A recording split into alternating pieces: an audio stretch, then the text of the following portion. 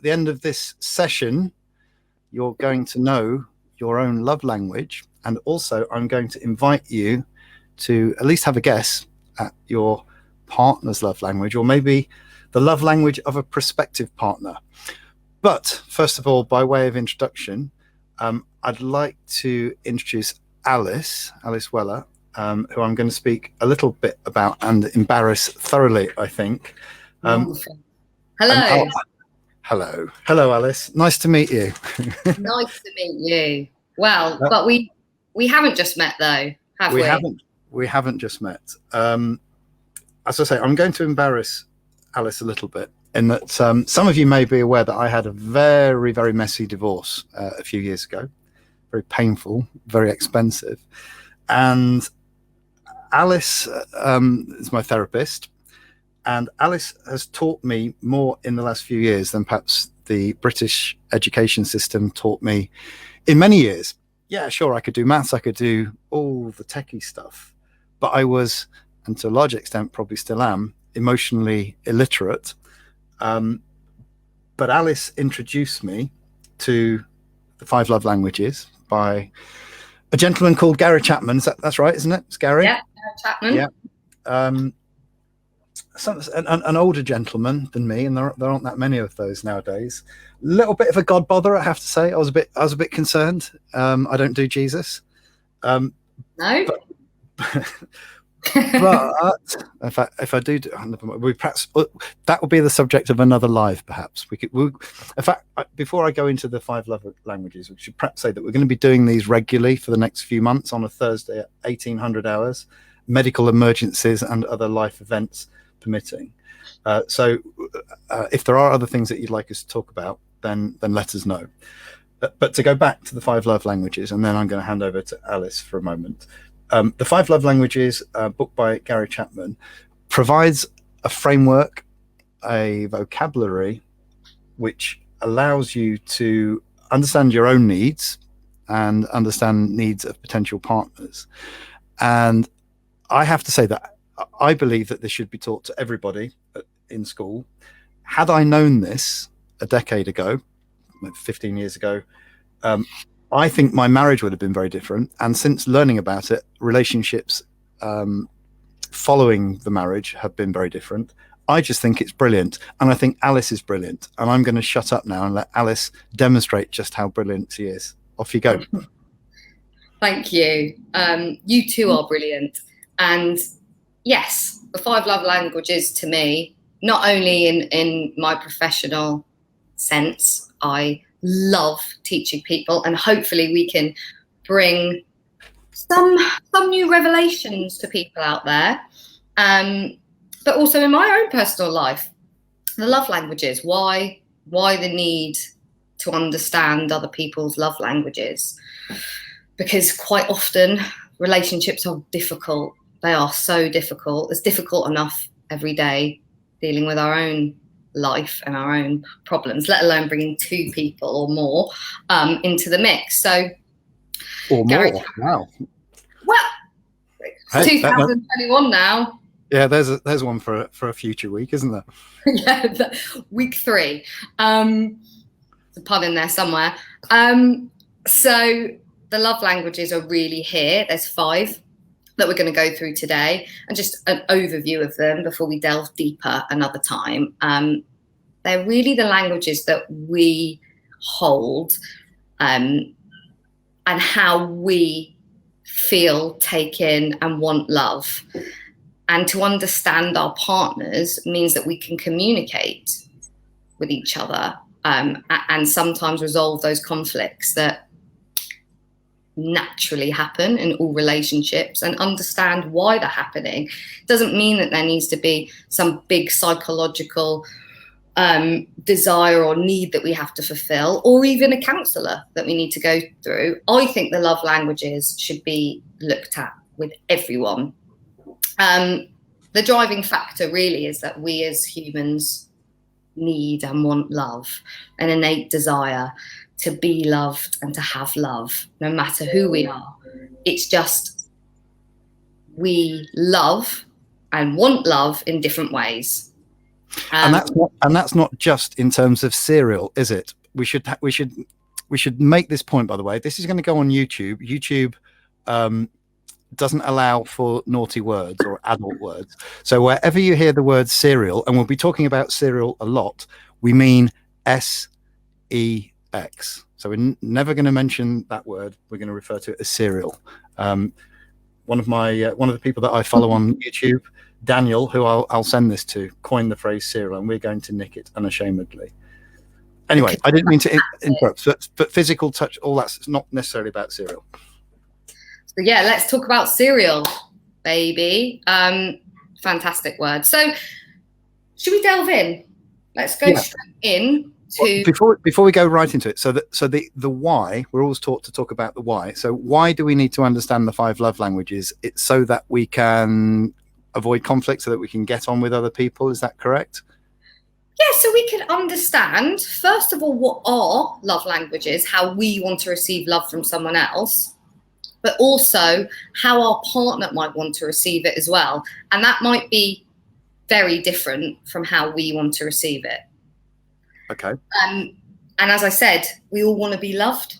Why? And one really nice point that I think Gary focuses on in the book is that why would solitary confinement be the worst punishment that we could give to a human? Because we're not meant to be alone. We're meant to cohabit and be together, given that it can be very difficult. So let's work out what our love languages is and what our partner or future partners might be. Okay, so that's great. So it gives us a vocabulary which we can communicate with others at a deeper level than just the facts. Talk about emotions and talk about love and affection and all the things that we need. So there are 5 of them. We'll go through them one at a time and then talk about each in some detail. But then, if there's a demand, people are putting in the comments, stuff about what they'd like us to talk about. We can do more at another time, can't we? So do you want to start? We'll just go through them. Let's go through them. Okay, so the 5 love languages. First one, words of affirmation. Let's run through them all and go back to the top. So words of affirmation. Yeah. Then we've got acts of service. Ooh. Then we've got the receiving of gifts. Quality time and physical touch. Okay. Let's start at the top then. So the first one was... words of affirmation. So what does that mean?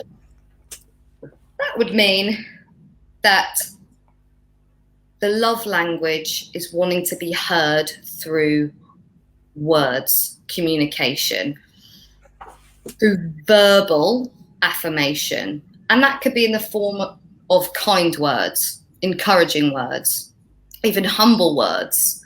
But it's the verbal act of love.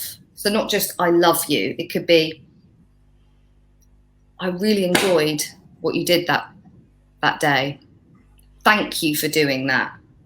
Mm-hmm. I love when you do this. I really like when you do this. It's the actual speaking vocabulary. Right. So the sort of attaboys, as we used to call them, where you get told you did that well, or nice one, that sort of thing. Yeah. And affirmations in psychological terms is still being used widely. Giving yourself positive affirmation to trick the brain into feeling positive every day. And it is that simple. A lot of people spend so much time being negative to themselves and to others. And there is a simple fact that positive affirmations work. And if someone's love language is words of affirmation, then they verbally do need that. Encouragement. You can do this today. Okay. So how would I know that my partner's... we should mention, by the way, I don't think we mentioned that everyone's got one primary and one secondary. Is that out of all of the ones we'll be talking about, most people have got one that's the big deal for them, right? Yeah. So typically you'll have a primary love language and a secondary. Now, I have met people that they've probably got two very close primaries, lucky you, and lucky partner, because you've got a bigger pool to fish around of what to do. Double bubble, here we go. And tips will come later in different series when we delve deeper, but primary is normally you're looking at one, and then there'll be a secondary that comes in as well. Okay. I mean, if you like all five, happy days, right? Really. Yeah, definitely. So girls talk quite a lot, don't they? They like talking. Is words of affirmation more for girls than boys, or is it about equal? Because we don't generally say a lot. We're more physical, aren't we, generally? No, I think you could link this back to your primary caregivers and how much verbal affirmation you heard in the house. If that is something that you heard a lot, an encouraging mother or an encouraging father, quite often you're going to want to hear that, and you're used to hearing that. So you'll look for that in a partner, certainly a long-term partner. And when you're not receiving it, and this person might not even know that they're not receiving it, but that is something that they're going to want to hear, because that is part of how love was developed in their household. So both male and females equally, there's words of affirmation. Okay, so if you think your partner's into words of affirmation, you should try telling them, oh, you did that really well, or really enjoyed that meal that you cooked, or I thought what you did the other day was amazing, that sort of thing. So it's just make them feel nice, yeah? Yeah, praise for things that you see them do. Acknowledge things that they do. Okay. And sometimes that can be difficult. So that's about kind of communicating. What have you done today? How's that been? And saying, oh, that sounds like you did a good job. Kind words. Yeah, in some ways, it's a little bit like managing a team at work, isn't it? I mean, I'm not saying that your partner's a team at work, but yeah, it always feels good when your boss says, oh, you did that well, or you get your sort of, what they call it, your annual assessment, and they go, yeah, it feels great. Here's your pay rise of 0.0%. But, yeah, it's a nice boost. Nice. Yeah. But equally, if that wasn't someone's language, that people can feel quite embarrassed. Oh, can you stop giving me compliments? It's making me feel quite awkward. And that's not something that they were used to, or maybe that they grew up with. There's a lot of people that would find, oh, you look great today. And you're like, oh, thanks. They don't want to hear it. Personally, I do like words of affirmation. Good. I think that's a good thing. You look nice, or that was done really well. So I would put that as one of my primary. Yeah, don't get me started on Chubby Brown's compliments. Too soon? You don't sweat much for a fat lass. Yes, you have to be careful with words of affirmation, don't you? Yes, you do. But maybe that's something that Charlie Brown people want. Chubby Brown, not Charlie Brown. Charlie Brown's something else. Charlie Brown was Snoopy. What would you say? Where would you rate your words of affirmation? Oh, I think words of affirmation probably one of my up there, because having been in positions of it sounds big-headed, I don't mean to be, but in positions of leadership responsibility, everyone's very quick to tell you how shit you are. very, very rarely do you get someone come up and say, oh, you did a really good job, particularly if they're subordinates, because they think that they're being arse lickers. You don't think you're allowed to say that on YouTube. But you know what I mean? Sometimes it's difficult to give someone a compliment without it looking like there's an ulterior motive. Okay, so what do you think you'd want to hear? When you say it would be you're used to hearing criticism, what is it that was missing?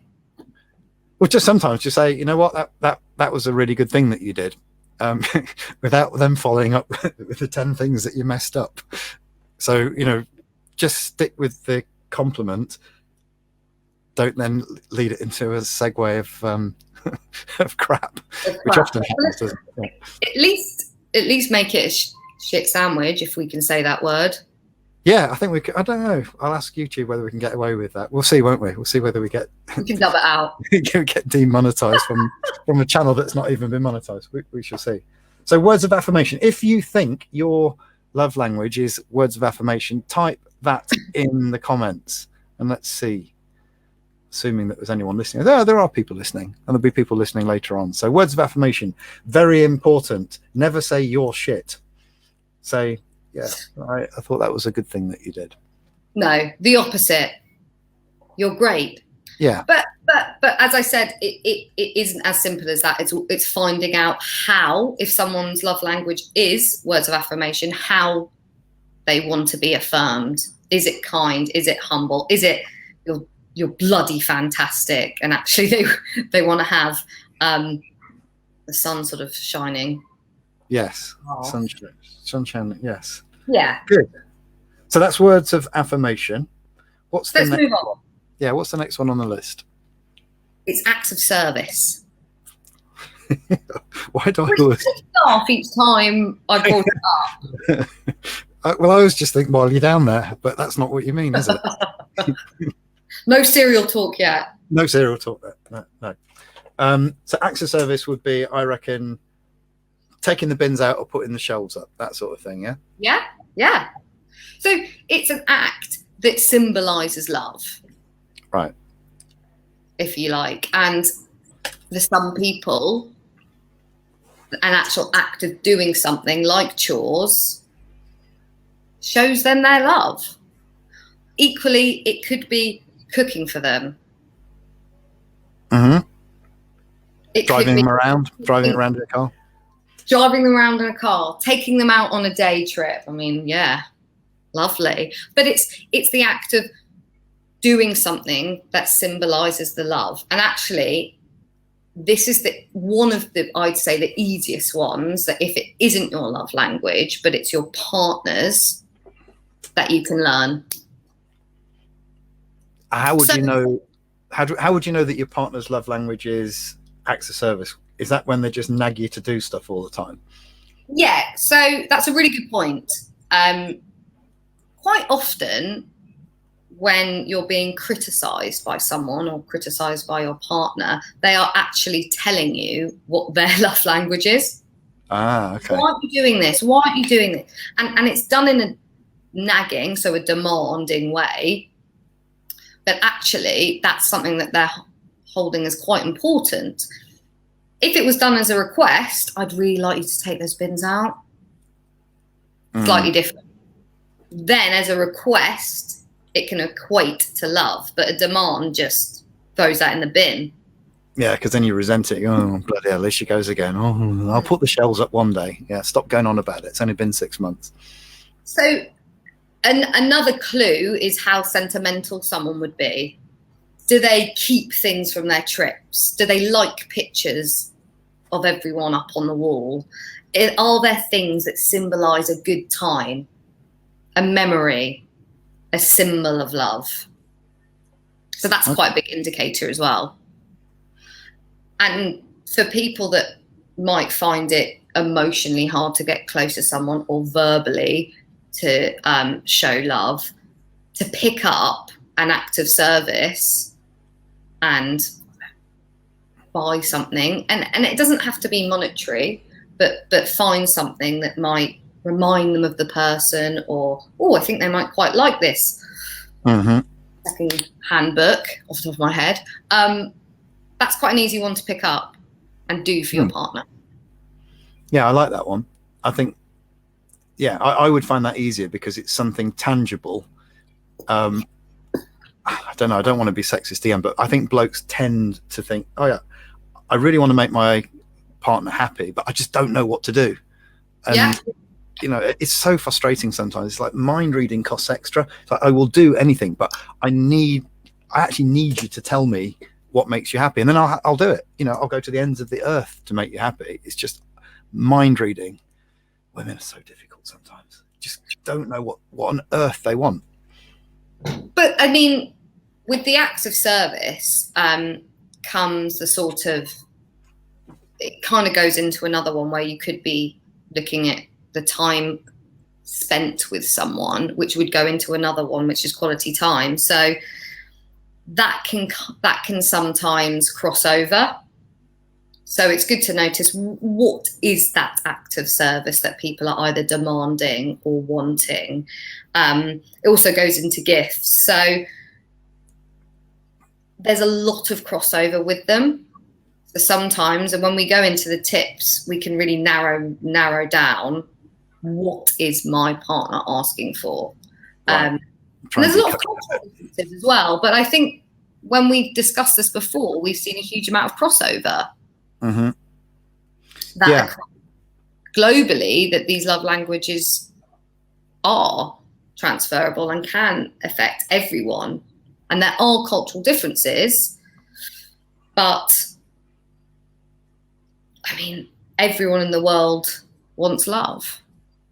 Yeah, it's just trying to decode how best to give it. And I think, I'm not sure you mentioned this yet, but just because if you're not receiving the love in a language that's your primary or secondary love language, you maybe don't recognize it as love, and therefore you never get your needs fulfilled, and your partner will be frustrated thinking, well, I love you to bits, what else can I possibly do for you to show you my love? But if their primary love language is, say, physical touch, which we'll come on to, it's like you're speaking Japanese when they don't understand the language. Difficult, very difficult. Yeah, absolutely. Just having a quick look down the comments. So Marcia, hi. Marcia's favorite love language is coffee or chocolate, for example. No, I don't think she means that's her love language, but act of service, buy some chocolate. But that would be receiving of gifts. Yeah, quality. Oh, Marcia's saying quality time is her primary and goes with acts of service. One of her favorite gifts ever was from a partner who had an axe handle made for me. An axe handle. Yeah, it's suited. But yeah, I think it might be a bit worrying if your partner's making an axe.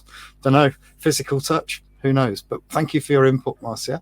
And yeah, Rachel says acts of service is her secondary. I guess we're yet to learn what her primary is. Okay, maybe so could be. What's the next one on the list? Well, we were touching on it before around the sort of the receiving of gifts and the symbolization of something external representing love, which came into acts of service and is coming into receiving of these gifts. Now, a lot of people criticize this one for, this is someone that wants to receive gifts, they want things given to them, it's really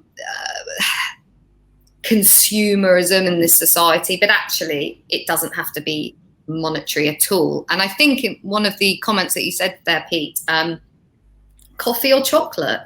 Yeah. Why not, if that's what she wants? And this is where the crossover between an act of service, going out and getting something for someone, complements the receiving of gifts. Right. So there is definitely a crossover, isn't there? Yeah, absolutely. And it's key also that you said that it doesn't have to be expensive, but the advertising guys are always trying to make it so, aren't they? Like, is it an engagement ring should cost a month's salary? It's like, no, it doesn't have to. Well, yeah, where does that rule come from? Advertising guys, I guess, making it up to flog rings. Yeah. Well, I may be religion or marriage. Well, that's a symbol. That's a cultural symbolization of love. The wearing of a ring, receiving gifts, giving the ring to each other, and that people are widely still doing that, even if they don't follow religion. Well, I think also, isn't the father supposed to give the girl away as well? So here you go. Here's your missus. Here's your gift. Here, you have her. I've had her for 20 years. There you go. Yeah. The biggest gift of all. Now, what is the biggest gift of all? No, we won't go down that route yet. I'd quite like to see actually the receiving of gifts change, and why couldn't the male be given to the bride, or the male be given to the male? Yeah, no reason why not. Yeah, you can be the gift. We always are the gift. It's just you don't realize it, do you, at the time? But the day's all about you, not about us. We're just there to make up the numbers. But no, there's no reason why that shouldn't be flipped on its head, is there? Right, absolutely not. So receiving of gifts is quite an external view and look of love. Have you ever seen that in yourself at all, Pete? Oh, my wife used to buy me all sorts of gifts, and I used to think it's a bloody nuisance. So I mentioned before, you know, robots with little clocks in their bellies, just stuff to go everywhere. Now, where I screwed up is I didn't realize that, because I didn't know anything about love languages, because I hadn't watched Alice and Me at that time. I didn't realize that what she was probably signaling is, oi, buy us some flowers or something, love. You know, I want a gift. And absolutely, I think it was a signal that actually what she was doing is giving you gifts because that's what she wanted. That was one of her love languages. Yeah. And straight over my head. Absolutely. Yeah. And this, you know, a magnet. Oh, I walked past here today and got you a magnet. I get that all the time, that people give me an example. They say, you know, I'm not receiving love from my partner, and I talk about what it is that their language is with, say, a client of mine, and if it is receiving gifts, so many people say, oh, but even a magnet. I just want a magnet or something. What is it with magnets? Is this a big thing? Am I missing something? Every girl's dream, a magnet. Yeah, stick your interflora up your arse and buy her a magnet, gentlemen. You heard it from me first. Forget about the ring, forget about the car. It's not needed. Just a magnet, yeah. Just a magnet. If only. Okay. So I'll put it out to the community. Anybody on there bold enough to say that their love language is receiving gifts, magnets. Yeah, this isn't a covert pitch for some sort of spinner magnetic tool that we're going to have an affiliate deal with later, by the way. So good. So receiving of gifts. Next one. Yeah. So the next one would be quality time. So time spent together. Now this one can be a little bit tricky for someone whose love language isn't quality time. So now this is the actual time spent with someone. It could be the focused time spent with someone. So, and that would involve listening to each other, finding emotional depth, the quality of the conversation. Right.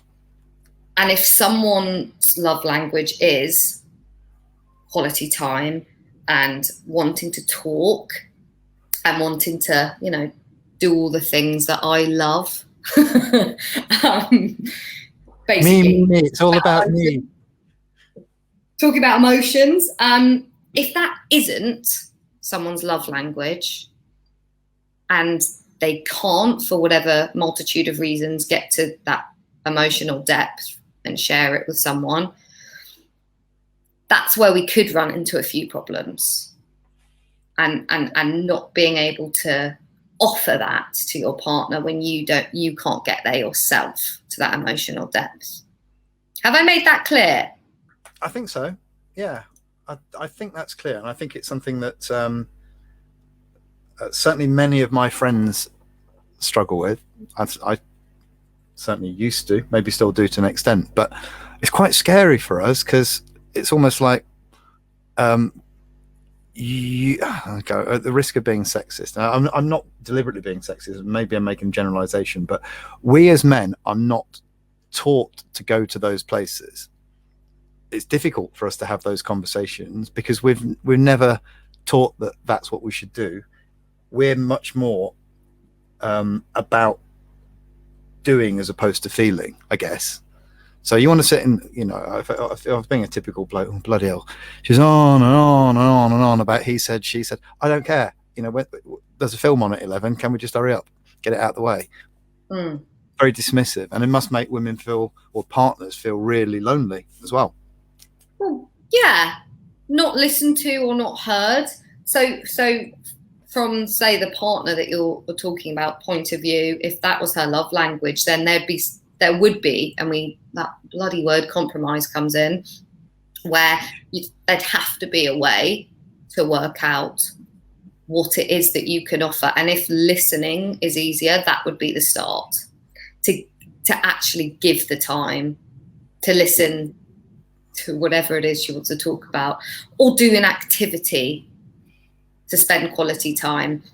Because later, if it is the depth that's needed and the kind of focused and thinking and feelings, then that would have to come. But equally for you, as you're saying, that's not something, I mean, certainly before our work together, that you just can't just switch on. Well, we're not taught. Well, we're not given the tools. We're also taught that that's not what men do. At least, you know, historically, it's been, you know, that's women's stuff. We don't understand that. We don't have access to that. So we sort of avoid it and think, well, we'll actually prefer to get on with actually doing something as opposed to feeling something. Yeah, and I think this is a really good point, because it's more societal and generational as well, that men didn't talk about their feelings. It wasn't widely accepted that men did, and this whole idea of weakness and strength can come in, and I'd love to have another conversation with you live about this again. But I think today it is being more accepted that men can talk about feelings and mental health, and that actually we all as humans have emotions, have feelings, and need to be able to speak about them. So although it seems like perhaps the females will possess quality time and that deep conversation and thinking and feeling more than males, that's not necessarily true. It's just traditionally and historically males were stereotyped that they're not like that. Yeah. But we're learning a lot, especially with the rise in male mental health, that it's just the same. Yeah, and a serious point. I think if you don't get this, getting this could actually save your life without being too dramatic, because suicides amongst males, particularly younger males, quite high. If I've not got that wrong, it's it's a big problem, isn't it? Huge problem, and it's higher in males because there hasn't been the same outlet that women have had. Yes, there's platforms and we're getting there, but we're not there yet. So I think it's important to note that although a male might feel, I'm going to go do the more practical thing because it's easier, fine, but maybe there needs to be a bit more time spent to developing how the male can freely have that love language that is more feelings based and not be embarrassed or scared. But then we're coming into another dimension of trust and things. So yeah, and also maybe this is one for a future live. Let's talk about strength, because the definition of strength is probably different now to what it used to be. But certainly males are very reticent about showing any kind of weakness, because historically we'd have it beaten out of us. Certainly in my upbringing, to show any kind of weakness could result in serious physical jeopardy, because you get beaten up. Things have changed, obviously, for the better, but it's still something that goes deep for many men. So maybe that's something for another live. We'll see. Absolutely. I think so. I think it's really important. And what does strength really mean? or I talk about this a lot, and for me certainly, and I would open this up to other people. Strength is being vulnerable. Yeah. And I think it was I can't remember her name off the top of my head now, but she said, you know, those who are vulnerable are strong. And is that Brené Brown, maybe? It's Brené Brown, thank you. Yeah. Amazing research, and if anyone hasn't seen it, please do. It's on a TED Talk as well. It's got really big. But to show emotion, to be congruent and show that, and be vulnerable and take risk, that is pure, real strength. And it's something which is only, well, certainly I've only learned about since meeting you. So thank you for that. And well, thank you for showing it and letting me in. So it's a valuable lesson. Absolutely. Right. I'm not sure we've got one more, haven't we? We were on quality time. Physical touch is our last one. Oh, matron. This doesn't necessarily mean cereal, does it? No, doesn't necessarily mean cereal, but it certainly includes cereal, without a doubt. So physical touch, and it would be the touching of and the physical contact. That is someone's love language, that shows that they're being loved, the need to be touched. And I always say that you can categorize this in two ways: showing the physical touch in a very instant, impulse way. So brushing past someone and touching their shoulder, putting your hand on someone's shoulder, giving them coffee, and that instant intimacy that can come quite quickly. And then you've got the physical touch that someone would, if someone's longing for the more intimate time spent, massage, cereal. Yeah, gotta have cereal. The side of things really comes in. And that's also where a lot of communication and learning about someone else's cereal would need some more work. And that needs a session on its own, really. Yeah, there's a lot to talk about there, that's for sure. So during lockdown and all that self-isolation, how did people just touch themselves, or oh God. Yes. Yeah. Yes and no, and but also the quality of time comes in because people were forced to be with each other, and that could have taken away physical touch. So a lot of the cereal and the physical touch was affected in couples. Time taken to explore each other, and if that is someone's love language, and they're saying that physical touch makes people feel loved, we know from studies that for example, that when babies are given more touch and love from birth than someone who is neglected for long periods, they are developing their emotional intelligence and more maladaptive, and find that certainly at the beginning, before anything else could happen, that they develop emotionally far greater than someone who didn't have physical touch. So during the lockdown, then some people must have, well, I guess it can go one of two ways. If you're locked down with someone who you don't want to be locked down with, then there's probably physical touch that's unwanted. But if you were locked down on your own and there was no company, then some people must have been pretty bloody desperate to hold hands with someone, or have a hug or whatever. Never mind about the cereal. You can look after the cereal bit of it on your own possibly, but you can't do the holding of hands yourself, can you? No. And that was terribly hard.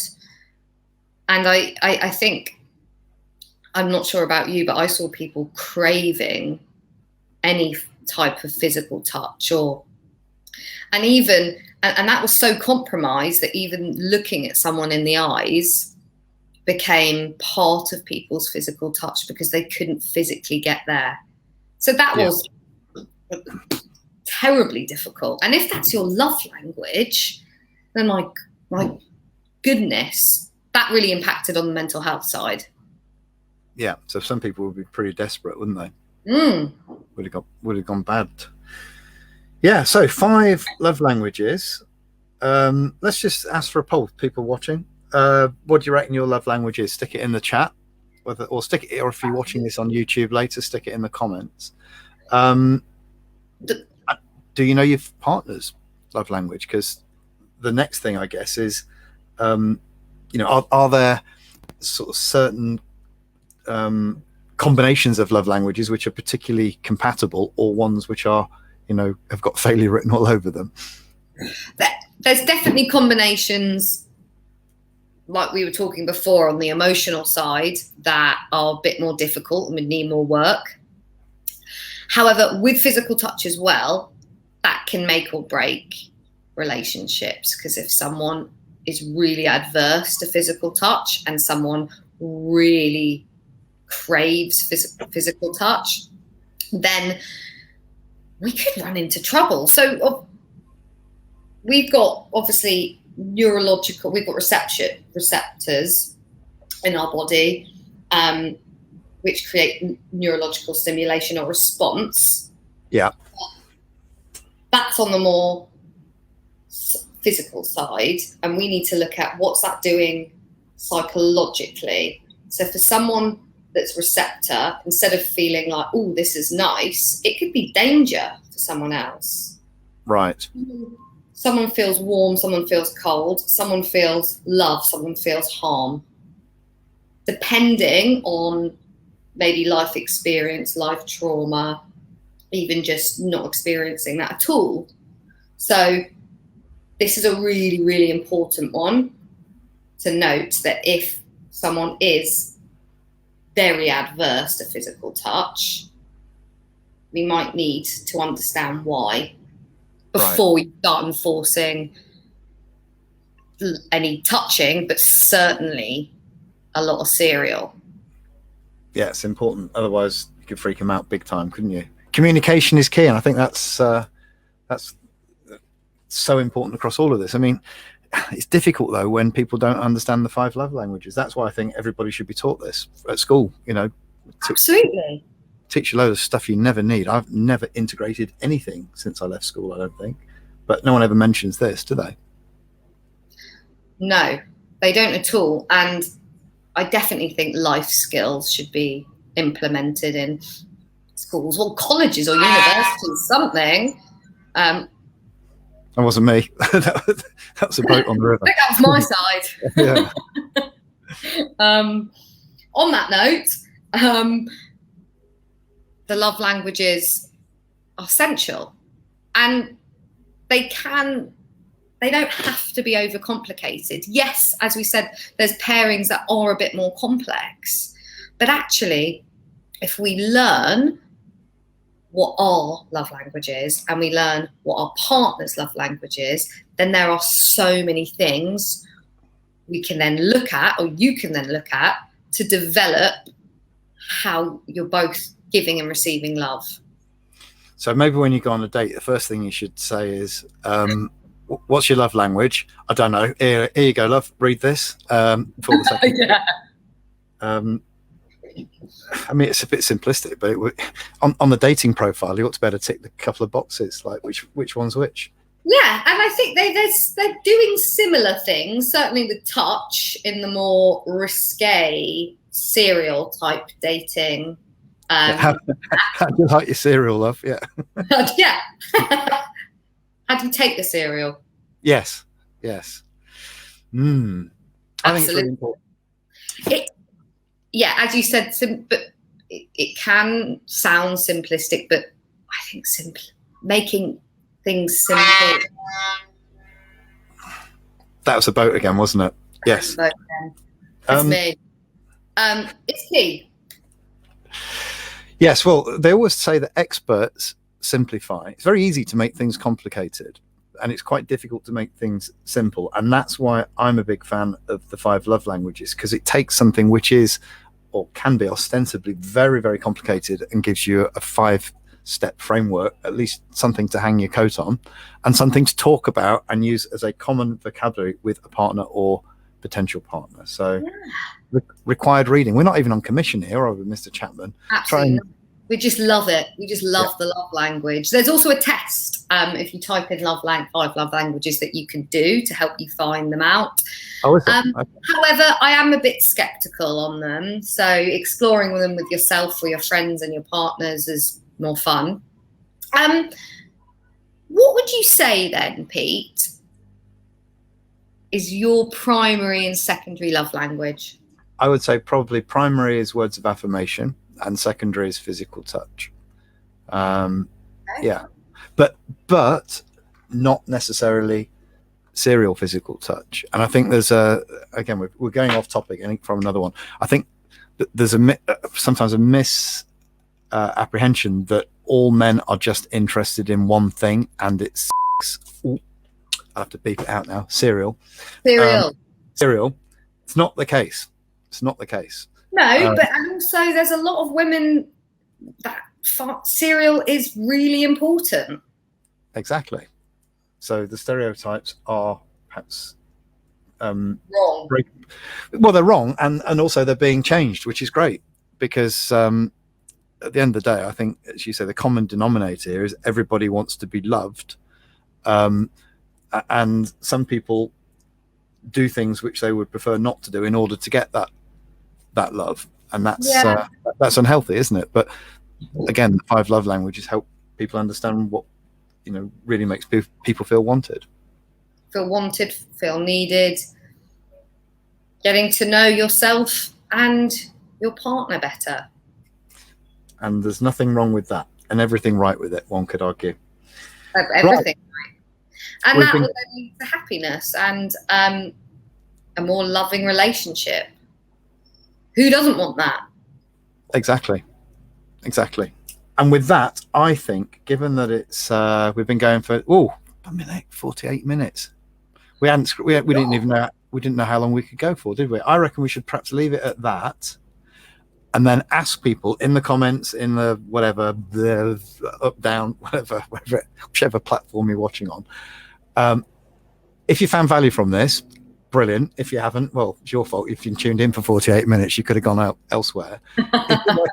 Was it one of my favorite YouTubers says, tonight I'm going to talk about this and you can't stop me. But what we'd like to talk about is stuff that people are interested in. So drop some suggestions, because we committed, and I'll say this publicly, we've committed to do this once a week for 3 months. So we're going to do it. So we might as well talk about stuff that you want to hear. So will be demand-led. Let us know. Absolutely. And even if people are willing to share specific things or specific conflicts that might have come up that we can try and resolve live, anonymously, but live. Yeah, that's a good point, actually, because a lot of people wouldn't want to come and do a live thing, but they can always leave. I'll tell you what I'll do.